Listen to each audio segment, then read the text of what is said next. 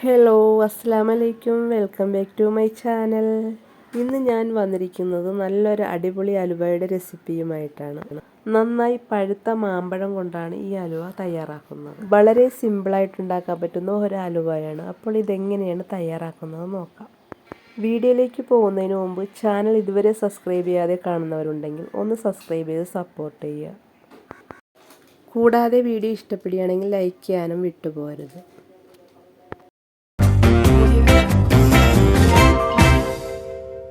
ഹലുവ ഉണ്ടാക്കാനായിട്ട് ഞാനിവിടെ ഒരു നല്ല പഴുത്ത മാങ്ങയാണ് എടുത്തിരിക്കുന്നത്. ഇതിലെ തൊലിയൊക്കെ കളഞ്ഞതിന് ശേഷം ചെറുതായിട്ട് നമുക്കൊന്ന് കട്ട് ചെയ്തെടുക്കണം. ഇതുപോലെ ഒന്ന് കട്ട് ചെയ്തെടുത്തതിന് ശേഷം നമുക്കൊരു മിക്സിയുടെ ജാറിലേക്ക് ഇതിട്ട് കൊടുക്കാം. ഇനി ഇത് നല്ലതുപോലെ അടിച്ചൊന്ന് പേസ്റ്റാക്കി എടുക്കാം. ഇനി നമുക്ക് ഒരു പാത്രത്തിലേക്ക് 3 ടീസ്പൂൺ കോൺഫ്ലവർ ഇട്ട് കൊടുക്കാം. ഈ കോൺഫ്ലവറിലേക്ക് 1/2 കപ്പ് വെള്ളം ഒഴിച്ച് നന്നായിട്ടൊന്ന് മിക്സ് ചെയ്യാം. കട്ടകളൊന്നുമില്ലാതെ നന്നായിട്ടൊന്ന് മിക്സ് ചെയ്തെടുക്കാം. ഒരു വിക്സ് ഉപയോഗിച്ച് നന്നായിട്ട് മിക്സ് ചെയ്തതിന് ശേഷം ഇതൊന്ന് മാറ്റി വെക്കാം. ഇനി നമുക്ക് ഹൽവ ഉണ്ടാക്കാൻ തുടങ്ങാം. ഒരു നോൺ സ്റ്റിക്ക് പാൻ ചൂടായതിനു ശേഷം ഇതിലേക്ക് 1 ടീസ്പൂൺ നെയ്യ് ഒഴിച്ചു കൊടുക്കാം. നെയ്യ് ഒന്ന് മെൽറ്റായാൽ ഇതിലേക്ക് നമ്മൾ അടിച്ചു വെച്ചിരിക്കുന്ന മാങ്കോയുടെ പൾപ്പിട്ടതിന് ശേഷം നന്നായിട്ടൊന്ന് മിക്സ് ചെയ്യാം. നന്നായിട്ട് മിക്സ് ചെയ്തതിന് ശേഷം ഇനി ഇതിലേക്ക് 1/4 കപ്പ് പഞ്ചസാര ചേർത്ത് കൊടുക്കാം. ഇത് നല്ല മധുരമുള്ള മാമ്പഴം ആയതുകൊണ്ടിട്ടാണ് ഞാൻ 1/4 കപ്പ് പഞ്ചസാര ചേർത്ത് കൊടുത്തത്. മധുരം കുറവുള്ള മാമ്പഴമാണെങ്കിൽ അതനുസരിച്ച് നമുക്ക് പഞ്ചസാര ചേർത്ത് കൊടുക്കാം. പഞ്ചസാര നന്നായി അലിഞ്ഞ് മാങ്കോയുടെ പൾപ്പും പഞ്ചസാരയും കൂടെ നന്നായി യോജിച്ച് വന്നിട്ടുണ്ട്. ഇനി ഇതിലേക്ക് നമ്മൾ നേരത്തെ മിക്സ് ചെയ്ത കോൺഫ്ലവർ ഒന്നും കൂടെ മിക്സ് ചെയ്തതിന് ശേഷം നമുക്കിതിലേക്ക് ഒഴിച്ചു കൊടുക്കാം.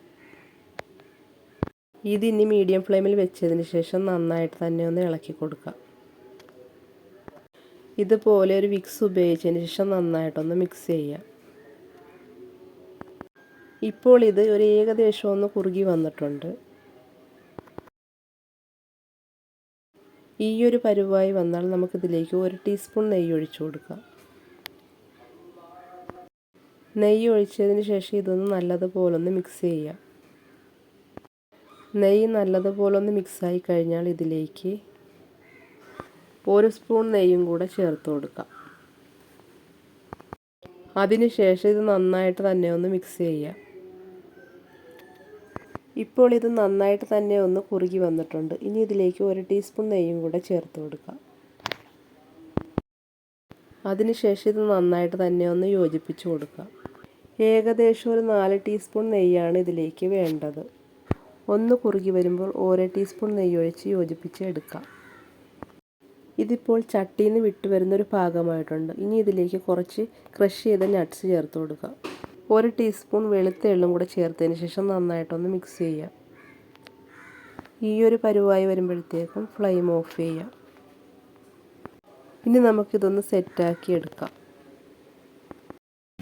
അതിനായിട്ട് ഇതുപോലൊരു പാത്രത്തിൽ നെയ്യ് തടവിയതിന് ശേഷം കുറച്ച് നട്ട്സ് ഇട്ട് കൊടുക്കാം. ഒരു 1/4 ടീസ്പൂൺ വെളുത്തുള്ളും കൂടെ ഇതുപോലൊന്ന് വിതറി കൊടുക്കാം. ഇനി തയ്യാറാക്കി വെച്ചിരിക്കുന്ന ഹൽവ ഇതിലേക്ക് ഇട്ട് കൊടുക്കാം. അതിനുശേഷം ഒരു സ്പൂൺ കൊണ്ട് ഇതുപോലൊന്ന് ലെവൽ ചെയ്ത് കൊടുക്കാം. ഇനി ഇതൊരു 2 മണിക്കൂറോളം തണുത്തതിന് ശേഷം നമുക്കൊരു പ്ലേറ്റിലേക്ക് മാറ്റാം. ഞാനിപ്പോൾ ഇതൊന്ന് ചെറുതായി കട്ട് ചെയ്തെടുത്തിട്ടുണ്ട്. വളരെ സിമ്പിളായിട്ട് ഉണ്ടാക്കാൻ പറ്റുന്ന ഒരു നല്ലൊരു ഹൽവയാണ്. ഇതുവരെ ഇതുപോലൊന്നും ഉണ്ടാക്കാത്തവർ ഇതുപോലൊന്ന് ട്രൈ ചെയ്ത് നോക്കുക. പുതിയൊരു വീഡിയോ ആയിട്ട് വീണ്ടും കാണാം. Thank you for watching.